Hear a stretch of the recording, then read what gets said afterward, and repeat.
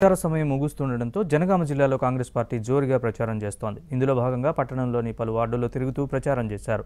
పేద ప్రజల్ని ఆదుకునే విధంగా కాంగ్రెస్ పార్టీ కృషి చేస్తోందని ఆ పార్టీ రాష్ట్ర నాయకులు కొమ్మూరి ప్రశాంత్ రెడ్డి అన్నారు. దేశంతో పాటు తెలంగాణ అభివృద్ధి చెందాలంటే కాంగ్రెస్ పార్టీ అధికారంలోకి రావాలన్నారు. నియోజకవర్గ ప్రజలందరూ భువనగిరి పార్లమెంట్ ఎంపీ అభ్యర్థి అయిన చామల కిరణ్ కుమార్ రెడ్డికి ఓటు వేసి భారీ మెజారిటీతో గెలిపించాలని ఆయన ప్రజలకు విజ్ఞప్తి చేశారు.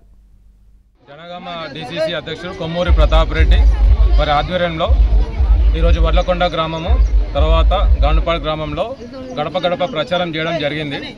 ప్రజల ఆదరణ చూస్తూ ఉంటే చామల కిరణ్ కుమార్ అన్న మన భువనగిరి పార్లమెంట్ కాంగ్రెస్ పార్టీ అభ్యర్థి గారి గెలుపు ఖాయమని 100% ఖాయమని అర్థమవుతుంది. కాకపోతే ఇక్కడ మెజారిటీ ఎంత వస్తున్న క్వశ్చన్ పైనే ఈ గ్రామంకి ఆ గ్రామంకి పోటీ జరుగుతున్నది తప్ప ఇంకో పార్టీ ఎక్కడ కనబడతలేదు.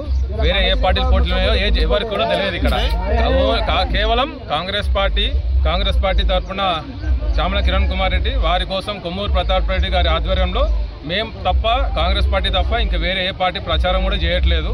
ఇంత మండే టెంటుల్లో కూడా 200 మంది 300 మంది గడప గడపకు ప్రచారం చేస్తుంటే మీరందరికీ చూస్తుంటే అర్థమైపోతుంది.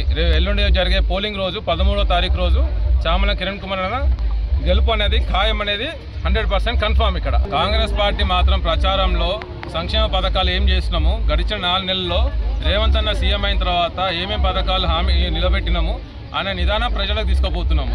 రాళ్లతో కొట్టుతున్నారు, చెప్పులతో కొడుతున్నారు అనేవన్నీ రెచ్చగొట్టే మాటలు తప్ప అవి దేనికి పనికొచ్చేవి కాదు. వాళ్ళకి ఎక్కడ జనాలు ఆదరిస్తలేరు. వాళ్ళని గుర్తింపు కోసము అలాంటి రెచ్చగొట్టే మాటలు మాట్లాడుతున్నారు. మా జనగామ ప్రజలు మా కార్యకర్త అంతా చైతన్యవంతులు. ఇలాంటి పిచ్చి పిచ్చి మాటలకు వాళ్ళు రెచ్చిపోరు, ఇలాంటివి పట్టించుకోరు కూడా.